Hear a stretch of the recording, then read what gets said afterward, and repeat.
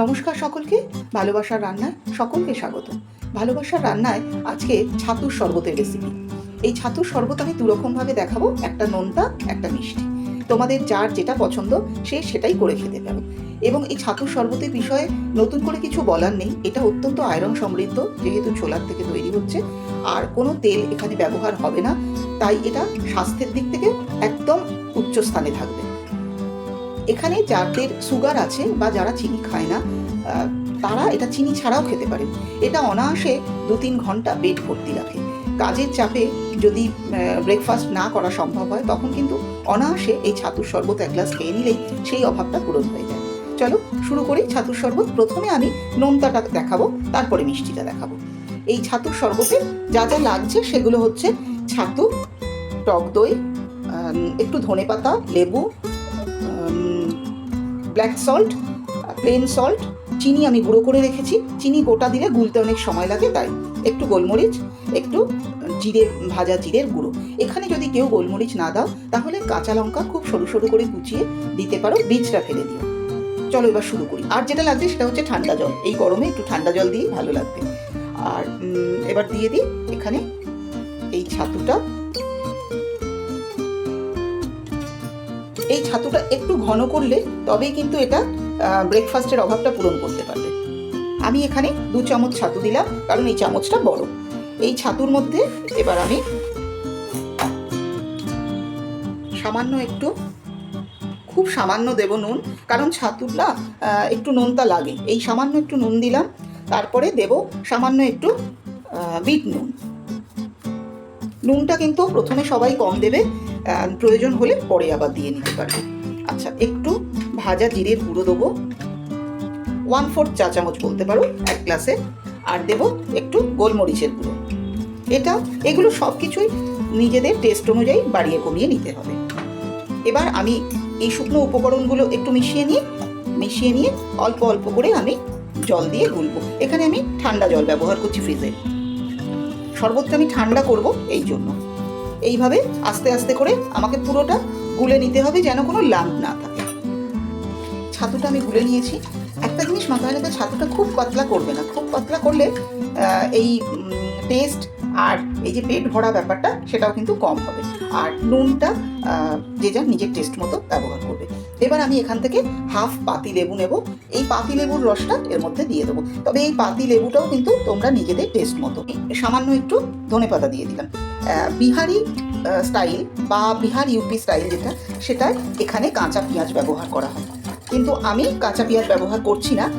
তোমরা যদি কেউ কাঁচা পেঁয়াজ খাও, খুব ছোট ছোট করে কেটে এর মধ্যে দিয়ে তৈরি করতে পারো, কোনো অসুবিধা হবে না।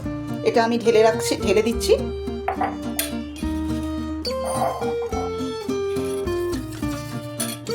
এটার মধ্যে কিছুই করার নেই, অথচ একটা হেভি ব্রেকফাস্টের কাজ করে।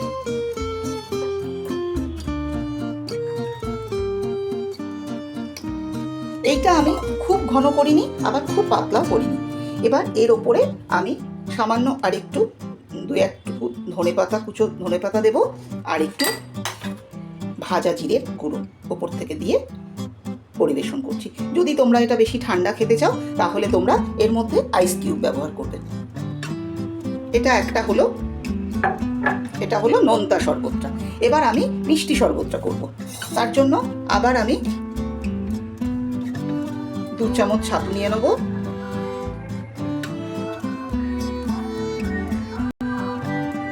ঠিক আগের মতোই সামান্য একটু নুন দেব, সামান্য একটু বিট নুন দেব, গোলমরিচের গুঁড়ো দেব, ভাজা জিরের গুঁড়ো দিলাম। এখানে আমি যেটা দেব সেটা হচ্ছে, আমি চিনি গুঁড়ো করে রেখেছি। তোমরা যদি কেউ চিনি না খাও সেক্ষেত্রে মিছরি গুঁড়ো করে রাখতে পারো, বা মধু দিয়েও খেতে পারো। মধু দিয়ে শেষে মেশাবে। এখানে আমি 2 চামচ পাউডার সুগার দিলাম। বাকি সবই কিন্তু এক। ভাজা জিরের গুঁড়ো, গোলমরিচের গুঁড়ো, নুন, ব্ল্যাক সল্ট, এইগুলোকে আগে আমি একটু মিশিয়ে নেব। মিশিয়ে নিয়ে অল্প অল্প করে জল দিয়ে গুলে নেব। একসঙ্গে বেশি জল দিও না, তাহলে বুঝতে পারবে না। এইভাবে পুরোটা গুলে নিয়ে দেখাচ্ছি।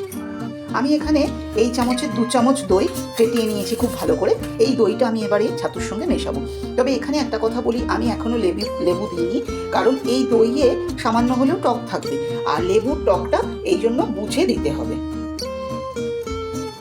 এই টক দইটা এর সঙ্গে মিশিয়ে দিচ্ছি। এটা কিন্তু টক দই ছাড়াও খাওয়া যায়, এমনি যেভাবে দেখালাম বললাম তোমাদের সেরকমও খেতে পারো, কিন্তু টক দই দিলে আরেকটু ভালো লাগে খেতে। আবার যদি কেউ পুদিনা পাতা ভালোবাসো, তাহলে ধনে পাতা, পুদিনা পাতা, টক দই একসঙ্গে ফেটিয়ে নেবে বা মিক্সিতে বেটে নেবে, নিয়ে তারপরে এর সঙ্গে মিশিয়ে দিতে পারো, আরও রিফ্রেশিং লাগবে। আচ্ছা, এবার আমি একটু টেস্ট করে দেখব টকটা কতটা দেওয়া উচিত, সেই মতো দেবো। এই হাফ লেবুটা পুরোটাই দিয়ে দিয়েছি, এটা আমি টেস্ট করে দেখলাম এটা লাগবে।